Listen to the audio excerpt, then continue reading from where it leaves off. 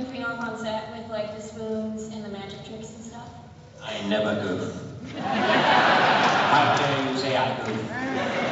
I'm very professional.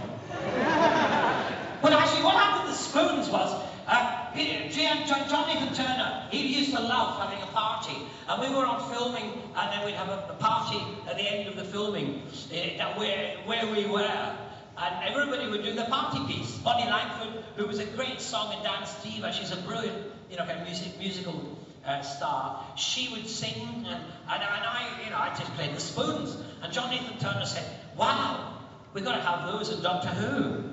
And I thought he was kidding. I didn't believe he'd want to have the spoons in Doctor Who. But lo and behold, there was a scene, and I find the spoons, and I get to play them all over Kate O'Mara's front. And my goodness, did those spoons bounce, I can tell you. It was great fun.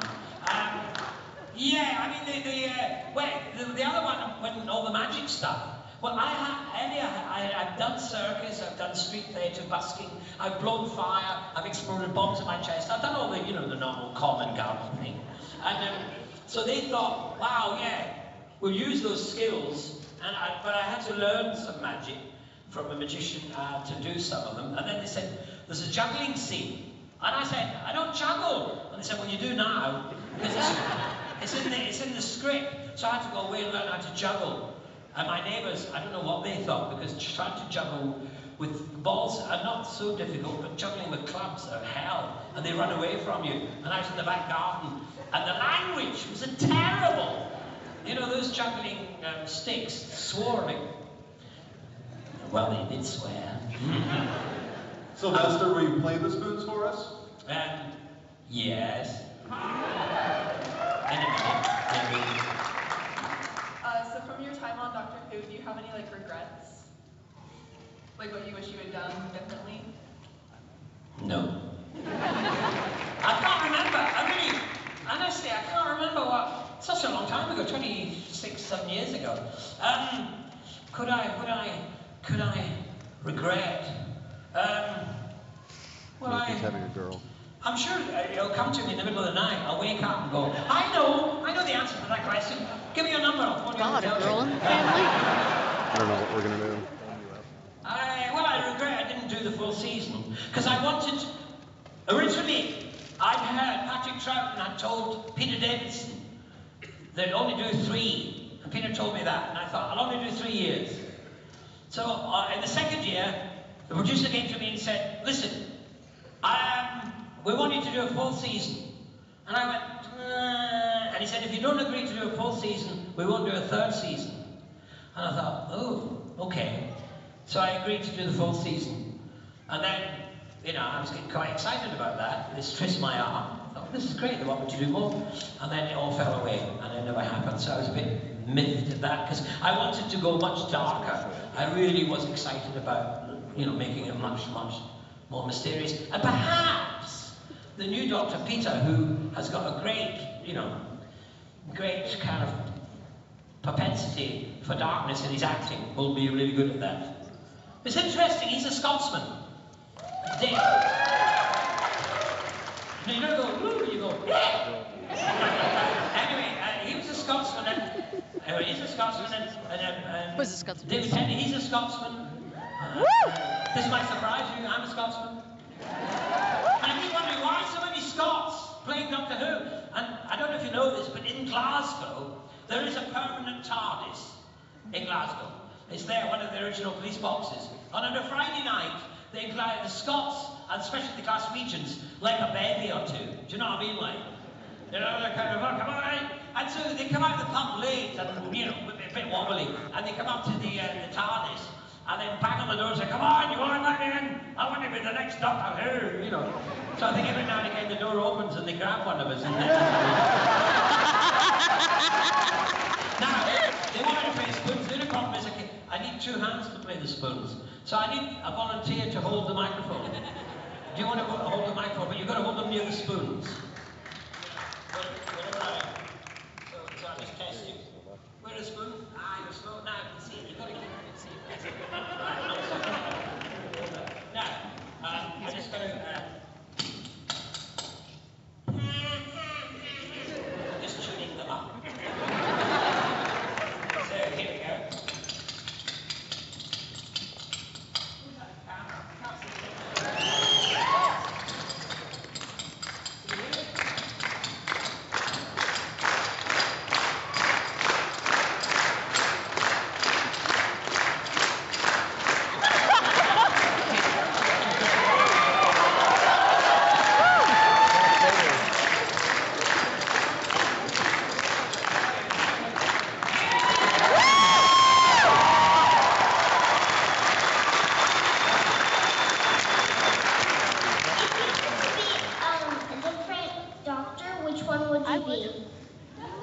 Hey, that's a deep question. If I wanted to be a different doctor, which one would I be?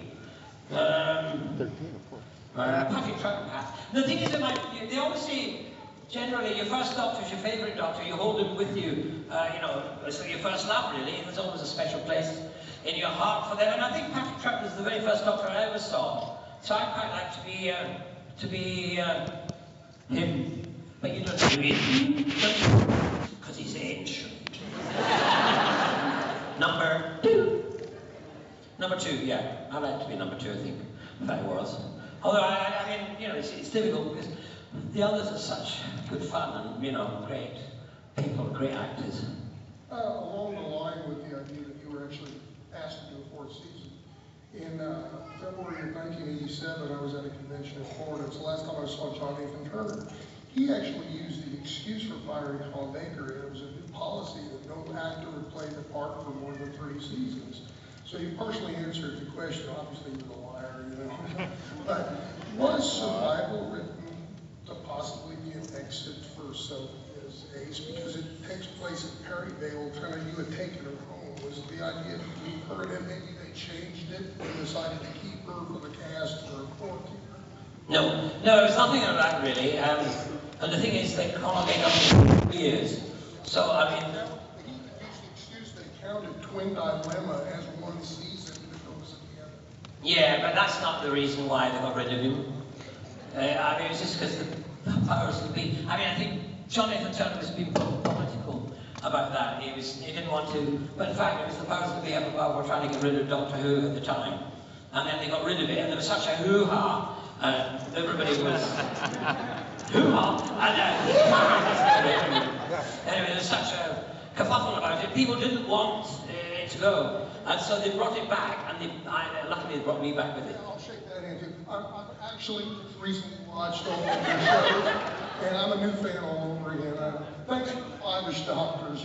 That was the best ever. Oh, thank you very much. Thank you. I'm at the Hobbit, I think I've been asked for a while. Can I have a hug?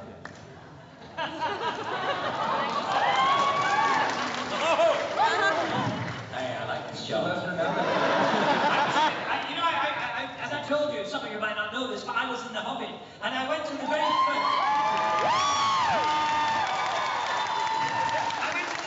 first Hobbit convention in Germany, and all these, the majority of attendees were young Frauleins, and they were all women really, and well, Frauleins are women, aren't they?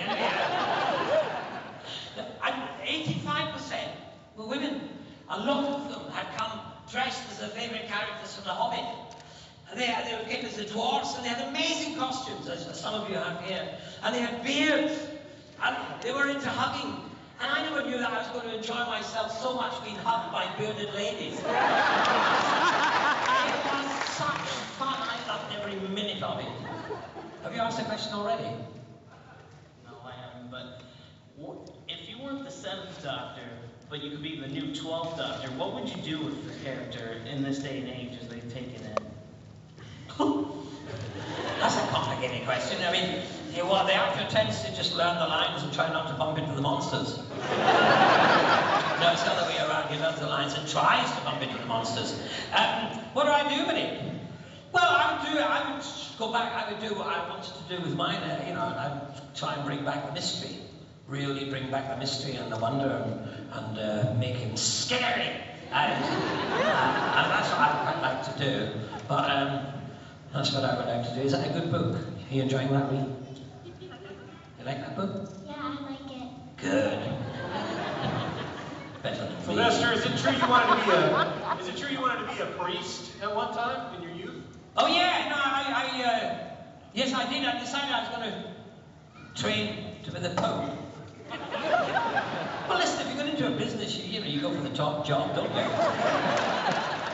No, I decided what happened was in primary school, at the age of 11, Rosie O'Grady, who was, a head teacher, what a name, eh? You couldn't make it up. Anyway, Rosie O'Grady used to have vocational talks. She'd get a captain of a steamship in, and he'd come and talk to us about being a captain of the steamship. And then afterwards she'd say to the children, who wants to be the captain of the steamship? And we'd all put our hands up. And then, she'd get a doctor in, same thing. she get a good man in, same thing, and, you know, various different people. And then one day she got a priest in, and we gave a talk on, and all these people are enthusing about their jobs. So as an 11-year-old, you think, wow, I want to do that. And anyway, the priest left, and she asked us who wants to be a priest, and only 3 of us put our hand up. Myself, Danny Sweeney, and Mary Cullen. For some reason, Mary Cullen didn't, the next thing that happened didn't happen to her. We were immediately given the afternoon off school to go and see the priest, to tell him we wanted to become priests. Now, we hadn't been given the afternoon off to go and see the captain of the paddle steamer, to tell him we wanted to be captains of paddle steamers. But anyway, we were so happy to have the afternoon off that we decided to go, you know, down to see the priest. And we knocked on the door, and the priest opened the door. And Danny Sweeney, he lost his bottle. He said, I don't want to be a priest anymore, I don't want to be a priest. And I said, you're a coward. And so he ran away, and I knocked on the door just to show him. And how deeply religious that was, wasn't it? And I was showing him I was going to be a priest. The door opened, I said, I want to be a priest. Whoosh, I was in there. Before I knew it, I was in a seminary at the age of 11, 12, training to be a priest. It was the best years of my childhood life. I loved every minute of it. I got a housemate's knee from praying. I took to it, you know, I was a method actor. I really did take to it, and I loved it immensely. I decided then that I would become a monk. I would, you know, I'd give up, you know, all kind of, because being a priest, the secular priest is living in the world. I'd become a monk, live behind walls, and, you know, dedicate my life to God and Jesus and all that stuff. Anyway, I applied to the Dominicans. They would say, came back and said, yeah, good idea, join us. I left the seminary. When I got home, another letter arrived saying, oh, by the way, you're only 17, you have to be 18 to become a monk. So you better not, you have to wait for a year. So I had to go to school. As luck would have it, the only school in the Western Islands where I lived was the Dunoon Grammar School, and it was a mixed-sex school. The thing was, I went there, and after about 6 weeks, I suddenly realized I didn't really want to wear a skirt, because I wanted to chase it instead. And that was the end of my ambition to become the Pope. Years later, I did a documentary on the arena where I went to the seminary, and one of the, he wasn't a cardinal, he was a Monsignor came, who had been one of the teachers, and he told me, he said, you know something, you came from Argyll, you could be now up, you're the right age, if you'd have stayed as a priest to become Bishop of Argyll and the Isles. And I remember thinking, wow, that's a nice, good role, great costume. And he makes great entrances, because the Isles have got, you know, islands all over the place. So he gets on the bow, you know, a bit like Washington crossing the Delaware, you know, kind of doing that stuff, sailing into the various islands that are around him. But anyway, I'm now no longer a priest. Never got it. I mean, and in a way, being Doctor Who is kind of slightly religious, isn't it? You know, high priest in science fiction. McCoy. You know, there's no need to stand. I'm not a priest, honestly, I'm not the Pope. That's okay. First of all, I'd like to thank you for being in The Hobbit and Doctor Who. I read it, it was introduced to both in the 60s, made my teen years great. The one thing I've always been curious about, the most moving episodes in Doctor Who for me have been those when the end comes and the next Doctor comes. And I know that many of the actors have been moved as well. And I was wondering how that episode moved you. Well, the one where I handed over to that rather ugly little man from Liverpool. You know, when you see photographs of me and Paul McGann next to each other, he's taller than me. He's not, he's standing on a box. It infuriates me. Thank you. No, sad. Well, actually, in a way, I think it's rather different for me, because I'd actually given up Doctor Who 9 years before, really. You know, and so when they asked they were going to bring it back, I was delighted just to be there, to be part of the helping of the bringing of it back. Do you know what I mean? So it didn't really upset me much. I just had a great time. I mean, I love the fact that having worked with the BBC where they used to change in the toilet, suddenly I had a big pantechnicon, and Eric Roberts arrived 2 weeks after I'd been filming, and he arrived and looked at his big pantechnicon dressing rooms and stuff, and decided he didn't like the carpet. And I thought, I wish I would have got rid of my carpet, and things like that. But I was given a lot of luxury, so I enjoyed all of that.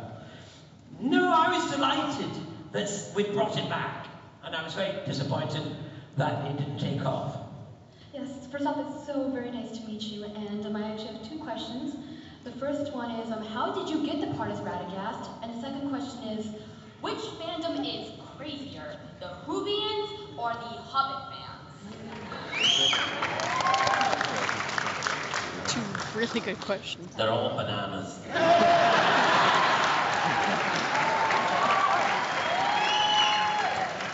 Well, earlier I did say that what happened was that I was seen 12 years ago for Bilbo Baggins. They saw me, they see, you know, a dozen actors, maybe more, and then they whittled them down to the end, and they whittled them down to 2, and I was still one of those 2. And then obviously I didn't get Bilbo Baggins, although they used my hair. Yes, because Ian Holm has not got hair like that in Bilbo Baggins. Whereas when I auditioned for it, my hair was like that. It was curly, it was wild, it was dark.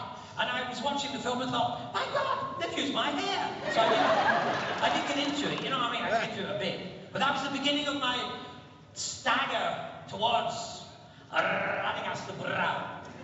And the next thing again was doing the Royal Shakespeare Company's tour of King Lear. Ian McKellen played King Lear, and I was playing his fool, and it's very much of a double act. And we took it to New Zealand, and the powers that be in New Zealand saw it, and they realised that you know, we were quite good together. And that was, I mean, in fact, what was very interesting was, I remember Ian once said to me, he said, you know, he said, he didn't know about my audition for Bilbo Baggins. He said, you know, you would have made a really great Bilbo Baggins. Which was nice of him to say that. But I didn't think he realised I was going to end up being a Radagast the Brown. Sylvester, I think we got time for just a couple more questions. Really?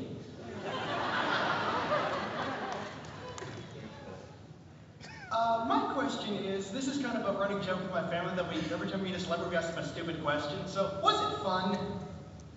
That's not a stupid question. No, it is fun. It's all fun. It was great fun.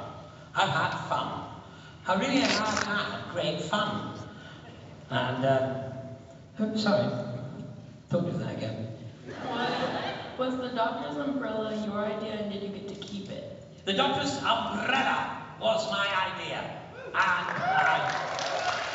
I got to keep it. See, what happened was that when I was came back, when I took over from Colin Baker, he had an umbrella in the scene. So there was this umbrella lying around in my very first scene. And I thought, I'd like to keep an umbrella. And then we discussed it, and I said, I want one just like that man up there, that's it, yeah.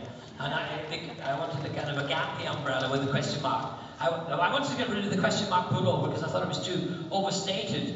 But I know people love it, and so, you know, I'm glad I didn't really. But that was how I did it. The thing about my regeneration was that Colin Baker didn't turn up for the regeneration scene, which many of you might know. And so what they did was, I'm the only actor who's played 2 doctors. Doctor number 6, which I thought I was very impressive in. And Doctor number 7. And what they did was they put me in Colin's costume. Because Colin's a big fella. They lost me for 3 days. And then they put, you know, kind of curly wig on me. And the curly wig made me look like Harpo Marx. So that's why you don't see my face. I'm just, you know, face down. But that was it. I mean, Colin now was around the world saying, oh, he's still the doctor because he never regenerated. No, he was just too lazy to come and do some work. I had to do it. Anyway, here I am. That's the questions. 2 more? 3? I'll tell you, I was going to ask you, do you have any projects now that you're working on, or any future projects you want to talk about? Well, yes, I've just done a film called, I can't remember it, name, 17-something or others, with somebody or other. Oh yes, I just, last week or the week before, I was playing in a comedy series which hasn't come out on British television yet. It's called Criminals. It's about criminals. It's set in a prison. And it's, I don't know if any of you heard of Porridge. That was one of our favourite comedy prison. I mean, imagine having comedy prison programs. Only in Britain can you do that. Anyway.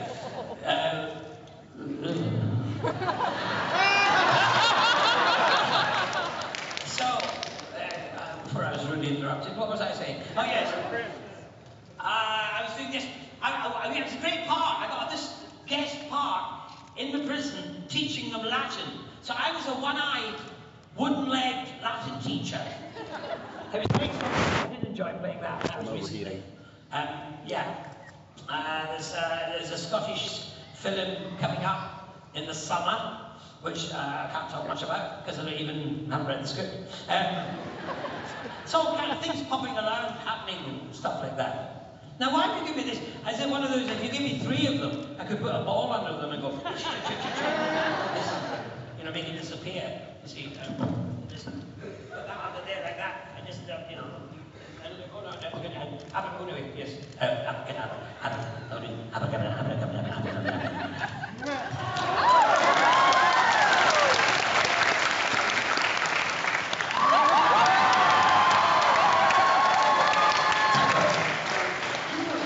You were the first doctor to wear a fez. I don't think I was, anybody yes. else did. With the mop. Yeah, and he had a mop as well. Now, it was a quick scene, so if you blinked, you missed it.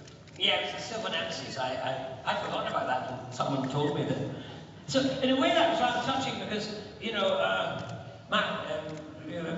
Mr. Moffat must have been watching it then and remembered that image and brought it back for Matt. You know, it's really nice. So, a lot of what I did. I mean, after I finished doing Doctor Who, right at that time, there was a kind of a negative feeling about the whole kit and caboodle, mainly coming from the BBC hierarchy. And